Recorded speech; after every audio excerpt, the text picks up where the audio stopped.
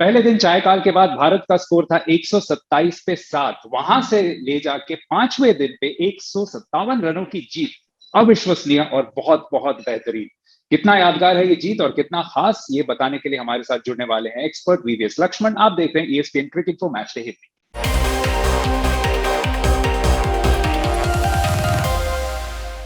Lakshman, ESPN cricinfo match day Hindi में आपका बहुत बहुत स्वागत है।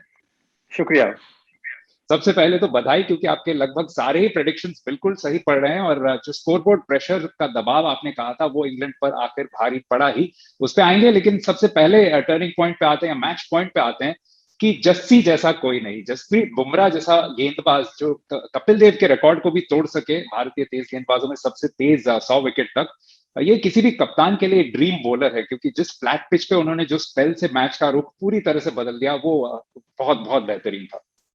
जी हाँ, बिल्कुल। और मेरा मानना है कि तीनों फॉर्मेट में अगर कोई गेंदबाज है विश्व क्रिकेट में सर्वश्रेष्ठ गेंदबाज है, वो है जसप्रीत बुमराह। आज एक उदाहरण है, क्योंकि सपाट विकेट था, ज्यादा बॉल कुछ गेंदबाज के लिए मददगार नहीं था, लेकिन जिस तरह उन्होंने तेज गति से रिवर्स स्विंग का सही इस्तेमाल करते हुए, यॉर्कर का सही इस्तेमाल करते हुए बल्लेबाज को क्लीन बॉल किया, और वो स्पेल, पोस्ट लंच का जो स्पेल था, अनबिलीवेबल स्पेल था, वन ऑफ द बेस्ट मैंने देखा है टेस्ट मैच क्रिकेट में। तो खुशकिस्मत है विराट कोहली और टीम इंडिया की, इतना जबरदस्त गेंदबाज उनके टीम में है और शानदार गेंदबाजी। और सिर्फ जसप्रीत बुमराह का ही नहीं, मेरा मानना है कि as a collective bowling unit इस इनिंग्स में भारतीय गेंदबाजों ने कमाल का प्रदर्शन दिया है, और इसी वजह से आज हमने मैच जीता है और श्रृंखला में 2-1 से आगे हो गए अभी।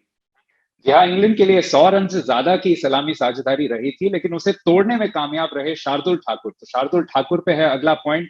उन्हें बहुत कुछ कहा जा रहा है, लॉर्ड ठाकुर कहा जा रहा है, लॉर्ड शार्दुल, शार्दुलकर, बोथम भी कहा जा रहा है। आपके लिए उनके लिए सबसे मुनासिब निकनेम क्या है और क्यों? देखिए, मैं तो Shardul Thakur, the man with golden arm, क्योंकि जिस तरह उन्होंने नॉटिंघम में जो रूट को आउट किया, जिस तरह आज भी देखिए, जब तक जो रूट विकेट के ऊपर थे, मुझे ऐसा लगा कि मैच तो नहीं जीत सकते, लेकिन जो रूट क्योंकि इतने अच्छे फॉर्म में है, मैच बचा सकते, और कप्तान भी है और कैप्टन का बारी खेल सकते। लेकिन जिस तरह उन्होंने, एक लूजनर था वो, लेकिन जिस तरह वो लूजनर में उनको विकेट मिला, तो मैन विद गोल्डन हार्म है।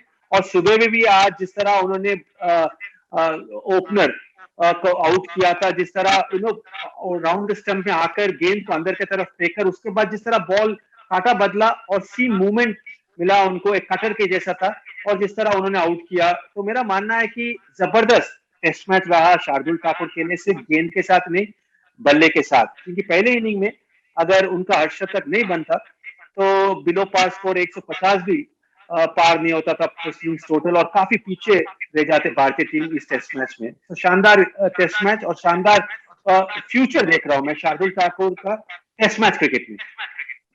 जी हाँ, एक और गेंदबाज की बात करते हैं जिन्होंने मध्य सत्र में भारत के लिए बहुत कारगर गेंदबाजी की। रविंद्र जडेजा पर काफी सारे सवालिया निशान थे कि क्या वो रफ का फायदा उठा पाएंगे, लेकिन बहुत बहुत अच्छी गेंदबाजी की, खासकर जिस वक्त जसप्रीत बुमराह बहुत अच्छी गेंदबाजी कर रहे थे, उनको परफेक्टली उन्होंने कॉम्प्लीमेंट किया।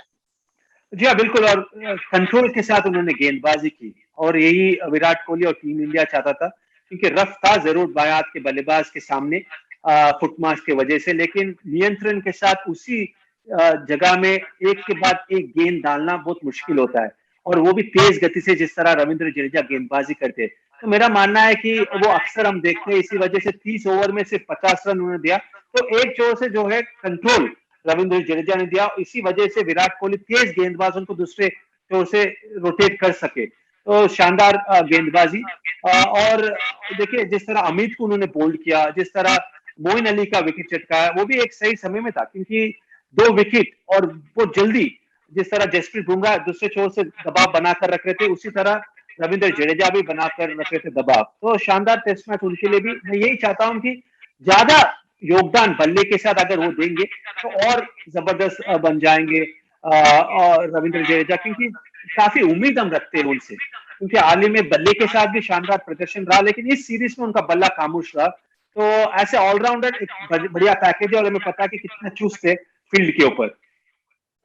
जी हाँ, ट्विटर पे कुछ लोग ये भी कह रहे थे कि अगर जडेजा ने वो गेंद जो हसीब हमीद को की थी वो एशेज में की होती तो जरूर बॉल ऑफ द सेंचुरी के लिए दावेदार बन जाता। लेकिन बात करते हैं इंग्लैंड की कि किस तरीके से प्रेशर पे पूरी तरह से बिखर गई इंग्लैंड, क्योंकि जैसी दिख रही थी ऐसा लग रहा था शुरुआत में आधा घंटा जो खेले थे ऐसा लग रहा था काफी आश्वस्त लग रहे थे, तो वहां से कहाँ गलत चले गए वो? देखिए, जिस तरह उनको शुरुआत दिया था दोनों सलामी बल्लेबाज, उसके बाद मुझे लगा कि लंच के बाद एग्रेसिव सकारात्मक सोच के साथ खेलने के लिए आए थे। जिस तरह जो रूट और अमित बल्लेबाजी कर रहे थे। जो रूट तो आते ही शुरू में ही रिवर्स स्वीप उन्होंने मारा था जडेजा की गेंदबाजी में, लेकिन जब 2 विकेट गिर जाता है और आपके प्रमुख गेंदबाज इतना इंटेंसिटी के साथ गेंदबाजी कर रहे थे, और जिस तरह पोप और बेस्टो का विकेट बहुत जल्दी उन्होंने ले लिया था, उसके बाद वापस आना बहुत मुश्किल था। तो मेरा मानना है कि लंच के बाद जो स्पेल जडेजा और बुमराह का गिरा था, उसके बाद बहुत मुश्किल था इंग्लैंड को ये मैच बचाना। सिर्फ एक ही बल्लेबाज बचा सकता था, वो है जो रूट, और जिस तरह शार्दुल ठाकुर ने उनको आउट किया, उसके बाद बहुत मुश्किल था। तो स्पेल ऑफ जसप्रीत बुमराह और जडेजा पोस्ट लंच बहुत जरूरी बन गया था इंडिया के लिए। या और जरूर बात करेंगे आखिरी टेस्ट की जो ओल्ड ट्रैफर्ड में होना है, उसमें बारिश की भी संभावना है, लेकिन क्या भारतीय टीम में कुछ बदलाव आप देख सकते हैं इसके बाद? देखिए, मुझे नहीं लगता कि ज्यादा बदलाव देखने वाले हैं, क्योंकि जिस तरह कल Vikram Rathore batting coach press conference में बता रहे थे कि हमें विश्वास है अजिंक्य रहाणे के ऊपर। मेरा मानना है कि अजिंक्य रहाणे को अगर आप ब्रेक देंगे तो उनको फायदा होगा और टीम को भी फायदा होगा, लेकिन मुझे नहीं लगता कि कुछ बदलाव उधर देख सकते हैं हम। गेंदबाजी में भी सिर्फ एक ही बदलाव देख सकते हैं। अगर मोहम्मद शमी 100% फिट है तो मे भी मोहम्मद शमी सिराज के जगह में खेल सकते हैं, क्योंकि सिराज जो है 4 लगातार टेस्ट मैच खेल चुके हैं, तो उनको विश्राम दे सकते हैं और मोहम्मद शमी का अनुभव का इस्तेमाल जरूर कर सकते हैं और फायदा उठा सकते हैं। सिर्फ वो एक ही चेंज देख रहा हूं मैं, और मुझे लगता है कि विनिंग कॉम्बिनेशन को बदलने वाले है नहीं विराट कोहली। और बस इंग्लैंड से एक छोटा सा सवाल कि अगर उन्हें इस सीरीज में वापसी करनी है तो क्या बेहतर करना पड़ेगा ओल्ड ट्रैफर्ड? बैटिंग, क्योंकि पहले इनिंग में भी मुझे लगा कि 250 का लीड ले सकते थे इंग्लैंड की टीम। एक अच्छे सिचुएशन में थे, जरूर 60 रन पे 5 विकेट गिर गया था, लेकिन उसके बाद पोप और बेस्टो का साझेदारी और मोइन अली और वोक्स का भी जो कंट्रीब्यूशन था वो शानदार था। लेकिन मुझे लगा कि जो पोजीशन में थे वो इंडियन टीम को मैच में वापस आने का मौका मिल गया था। अगर 250 उससे ज्यादा 270 का लीड ले लेते थे तो बहुत मुश्किल होता। तो मेरा मानना है कि बैटिंग बहुत जरूरी है, और बैट्समैन जब भी उनको स्टार्ट मिलता है वो स्टार्ट को सिर्फ अर्धशतक नहीं शतक में अगर तब्दील नहीं करेंगे तो बहुत मुश्किल होगा इंग्लैंड को ओल्ड ट्रैफर्ड में जीतना। तो अगर वो डिपार्टमेंट सही होगा और बैट्समैन अपने पोटेंशियल के हिसाब से खेलेंगे और एक या दो बैट्समैन जो रूट का साथ देंगे और शतक में तब्दील करेंगे अपने स्कोर को, तो जरूर इंग्लैंड एक वापसी कर सकता है। लेकिन मुझे नहीं लगता है कि वो होने वाला है ओल्ड ट्रैफर्ड में। मुझे लगता है कि इंडियन टीम आसानी से जीतेंगे ओल्ड ट्रैफर्ड में। जी हाँ, आप 3-1 के स्कोर लाइन पे ही कायम है। आपका बहुत बहुत शुक्रिया वीरेश लक्ष्मण। आप देख रहे थे ESPN क्रिकेट को मैच डे।